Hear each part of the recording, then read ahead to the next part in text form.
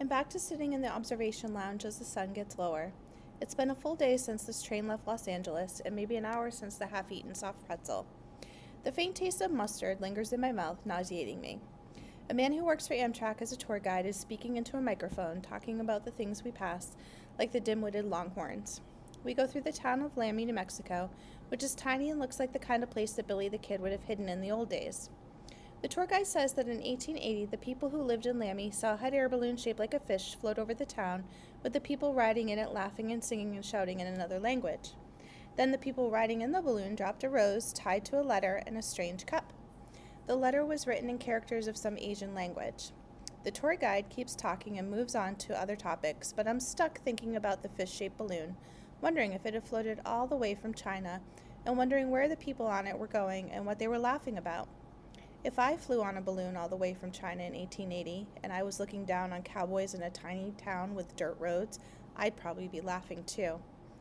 I think about what the letter would say. Somebody supposedly bought the letter and the cup and took it away so nobody ever knew what it said. But if they did, I imagine it would translate to something like, "Dear people below, we don't mean to be rude laughing at your dusty little town, but we have just flown across the Pacific Ocean in a balloon shaped like a fish. We are eating noodle soup and drinking tea out of cups just like the one attached to this note. Best wishes, and don't forget to wash behind your ears. Sincerely, your friends in the Flying Fish." I think about how strange it would have been to be traveling all the way from Asia in a balloon shaped like a fish, and I think about how strange it would be to be standing below in Laramie, New Mexico, watching it floating by. I think about writing these thoughts in my journal, and then remember I'm not writing in my journal anymore. Carlos does, though. He's got his journal out across the table from me. "What are you writing?" He looks up. "Journaling, taking notes. I write poems." "Really?" He sets his pen down. "Yeah. Do you like poetry?" I feel like I don't always understand it. Sort of like modern paintings? I think about it. "Yeah." He takes a sip of coffee and grimaces. "Bad? Too cold. Anyway, modern paintings. They can be sort of indirect, right? I guess. Like it isn't necessarily a picture of something recognizable. Right. But do you sometimes like looking at them anyway? Do you stand in front of abstract paintings and let them wash over you? I think about a time at a museum in New Orleans with my mom when I was little. She held my hand as we walked past the big paintings. I remember staring at them, wide-eyed and curious. Yes. If a poem is using words in a way that isn't quite what you're accustomed to, don't think that there's something wrong with you or your ability to understand them. They're just art objects painted with words. Sometimes they look like things you recognize, and sometimes not. I'm still thinking of a painting from that museum. It was a violin and a bottle on a table, but it wasn't like looking at a violin and a bottle on a table. Even though my mom could only take me to the art museum on free admission days, going there made me feel like I was part of a species that could do something beautiful sometimes, even if it was only to cry beautifully. Show me something I haven't already seen. I don't know why I say it. I don't know where it came from. The words seem to make Carlos very happy. "Exactly," he says. I leave the observation lounge because being hungry makes the noise noisier, and there are too many food smells driving me crazy. I sit in my seat looking out the window instead. I see some pronghorn antelope, a group of 5, watching the train go by. Cows often run from the train, but the deer and now the antelope just watch it like it's something new and interesting. The antelope have short horns and short tails, and they're just short all the way around. Looking at them standing in the yellow grass that isn't so tall, I decide that they're short because the grass is short, and the grass is what hides them from the things they want to eat them. I decide this makes the antelope smart. The light dims, the picture out the window turns the color of lavender, and I drift off to sleep. I dream that I'm in Palm Springs at bingo night with Grandma. It's something that happened that has become a dream I have now and then. I don't know why I dream things from real life, and then I dream them again. It's like I'm taking a class that I've flunked over and over again, but I don't think I flunked this thing.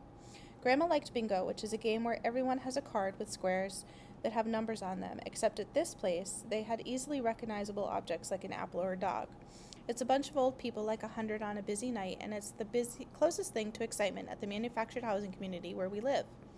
This particular night, I had sat at one of the long tables with Grandma on my left and an old man named Walter on my right.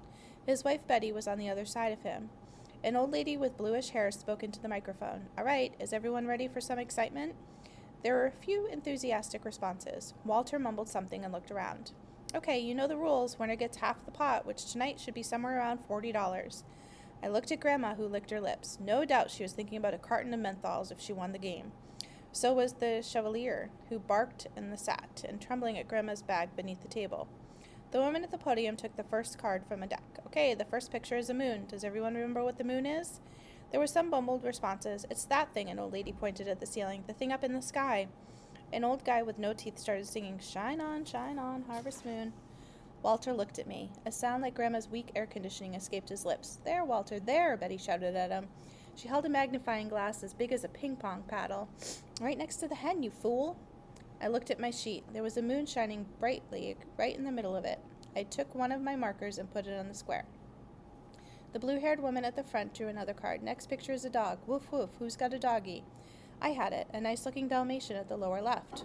Walter looked under the table. Maybe he expected to see a dog there. Come on, Walter, look at your card, his wife shouted. I can't do both of them. Grandma's hot tonight, Grandma said, and nudged me. Technically, it wasn't yet night, as the sun was far from down, even though it was winter. But old people tend to turn in early, from what I've learned. Next picture, flower, like a pretty flower given to you by your beau. Yes, Grandma shouted. This card is blurry, Betty shouted. I want a new one. Walter put one of the red game markers on his tongue. It's not candy, Betty shouted, and fished it from his mouth. Next picture, cup. Please pour some more coffee in my cup. There it was, with steam rising from it in the upper right of my card. Grandma shook her head, searching.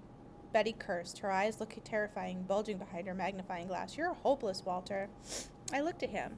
He wore a light blue shirt with marlins on it.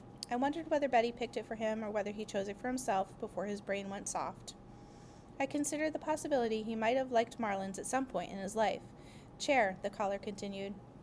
It went on and on. Betty kept yelling at Walter. Someone had a bathroom accident, and there was a brief commotion. But the hardcore bingo players, including Grandma, didn't even look up from their cards. Pencil, monkey. Bingo, I thought, but I put the marker in place and looked around. Then I slipped my card in front of Walter and pulled his in front of me. Bingo, I shouted. Everyone looked my way. Walter got bingo. Betty looked dubiously at Walter. Don't bother. He just covers everything with markers since I won't let him eat them. She shouted it so everyone in the hall could hear. Well, I do have to check his card. The blue-haired woman got on her scooter chair and drove our way, bumping a couple of chairs as she did. She cleared the markers off Walter's card and put them back on as she went through the deck. We have a winner, the blue-haired woman shouted, and reached into her pocket for a handful of confetti, which she threw into the air above Walter. He wasn't even paying attention, Betty grumbled. Walter looked up with wonder as the confetti rained down on him. It felt good to make that happen for Walter. He was so old. Maybe it'd be the last time in his life confetti fell on him. He could go on and out with a high note.